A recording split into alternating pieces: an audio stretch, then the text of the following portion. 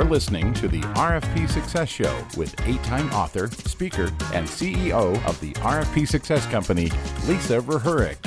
Tune in each episode to learn what today's capture and RFP teams are doing to increase their win percentages by up to 20, 30, and even 50%, and meet the industry trailblazers that are getting it right. Let's get started. Hi, and welcome to Shred with Ted, a podcast dedicated to helping you manage your RFP process. I'm your host, Ted Koval, a senior proposal manager with the RFP Success Company. In today's episode, we'll be talking about the best way to shred an RFP in order to respond to the requirements and hopefully win a deal for your company. But first, what does shredding an RFP mean? So I'm a music enthusiast, and particularly from the 70s, which is, I guess gave my age away. But when I first heard the phrase shredding an RFP, I immediately imagined one of my favorite rock bands shredding a guitar riff. So some great guitarist ripping through a set of chords like nobody's business. But what I found out was that shredding an RFP really wasn't too far off from the arena rock and power ballad memories of my youth. Shredding an RFP is a phrase that those of us in the proposal industry use to describe how we will get an RFP ready for the proposal process, right after we receive the solicitation, but before we begin working on it. Shredding is the art of isolating each requirement so as to allow us to focus on that requirement when responding to it. Here's how I like to think about it. Imagine in the old days before the electronic submission of RFPs were received in paper format. The proposal manager would literally tear out or shred the RFP so each subject matter expert or SME could focus on their specific requirements. With today's technology and the ever useful cut and paste tool, shredding an RFP has become almost an automatic exercise. Yet in my work with clients on RFPs, I often find that while I don't expect them to know the fancy terms we use in the proposal biz, I'm often surprised that the processes of shredding an RFP or breaking the requirements into those individual items is something that many companies are just not familiar with. The first question I usually get is, why go through all the work to shred an RFP? It's a good question. But before we get to that, let's look at the topics we'll cover in today's episodes of Shred with Ted. When shredding an RFP, I've set up a series of steps I like to follow and a few tools and techniques I like to use. These steps really include developing a compliance matrix. This is the main tool we'll use when you want to identify and document each RFP requirement with a list of owners, due dates, and notes. Then we'll look at what goes into a compliance matrix. That's the shredding part. After that, we'll discuss how to best use this tool once all the shredding is done. And finally, we'll discuss how the shredded RFP and the compliance matrix serves as a final check to make sure we're ready to submit our response. So let's shred with Ted. Like many of our clients, you might be asking, why go through all the work and time to shred a solicitation? As I said, that's a good question. I mean, why waste the time that could be used just jumping right in and getting the response written? After all, we don't always get a ton of time between the release of an RFP and the due date. So it doesn't make sense to use every available second or waste it at all and use it every available second that's available to you.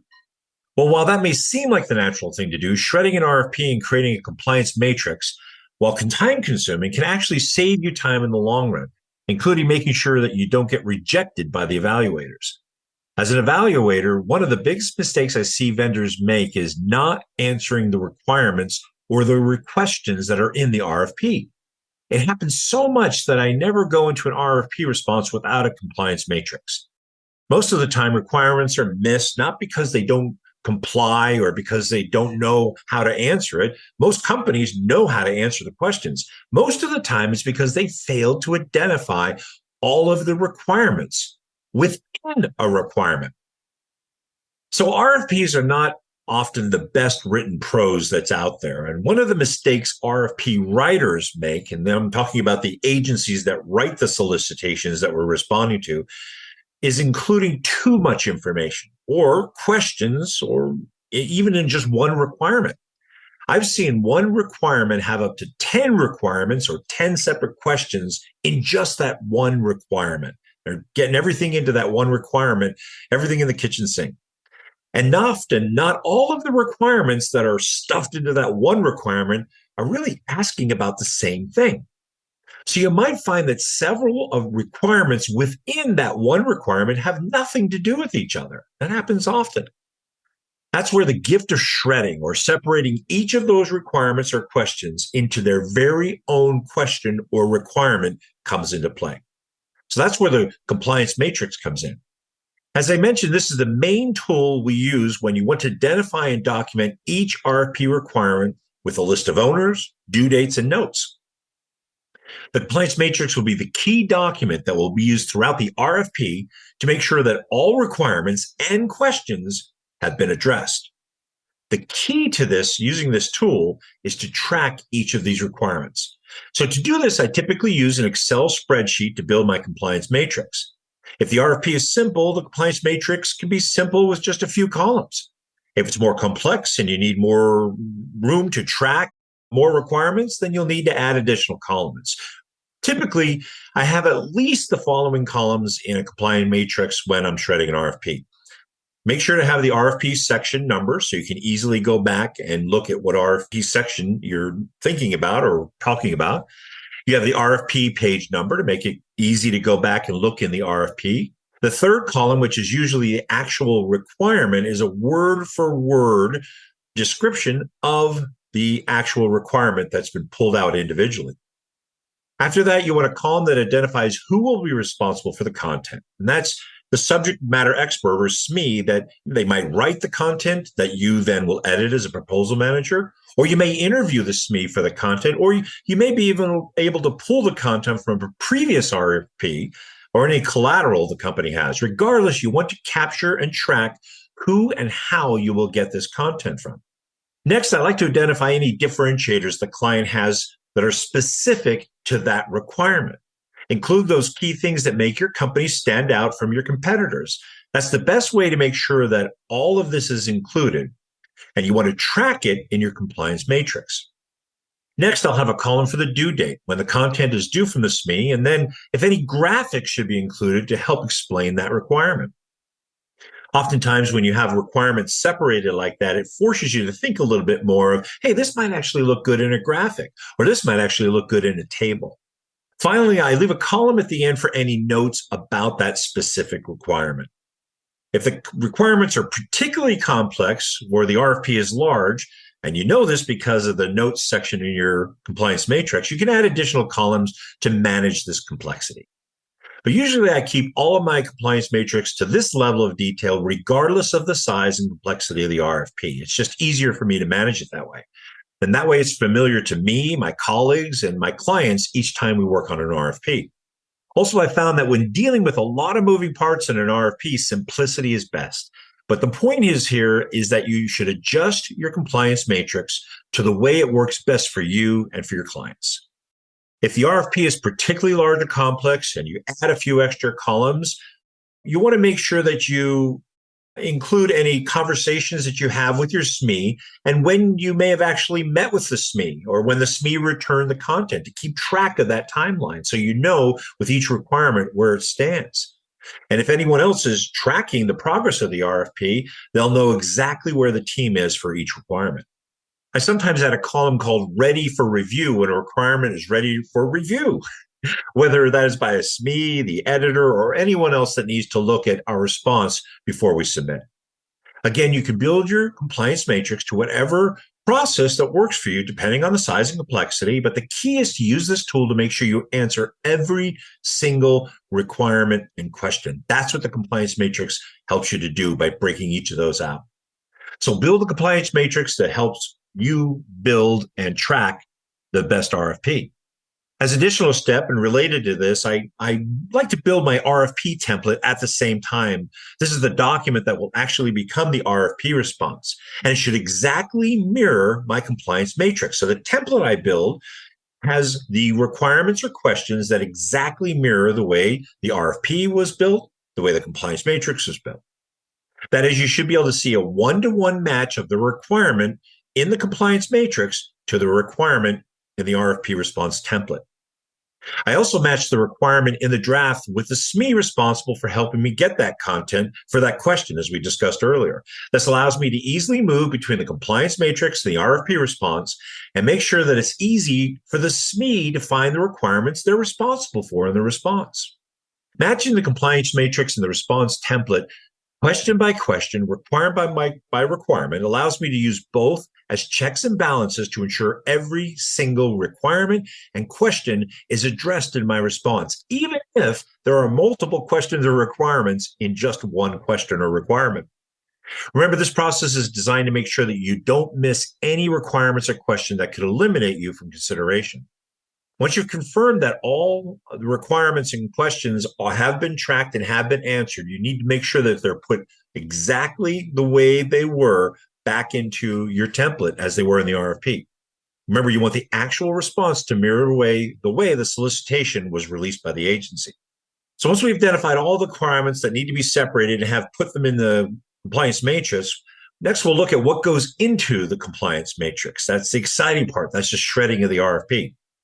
Again, in building a compliance matrix, we identify each and every requirement in the RFP that we need to focus on.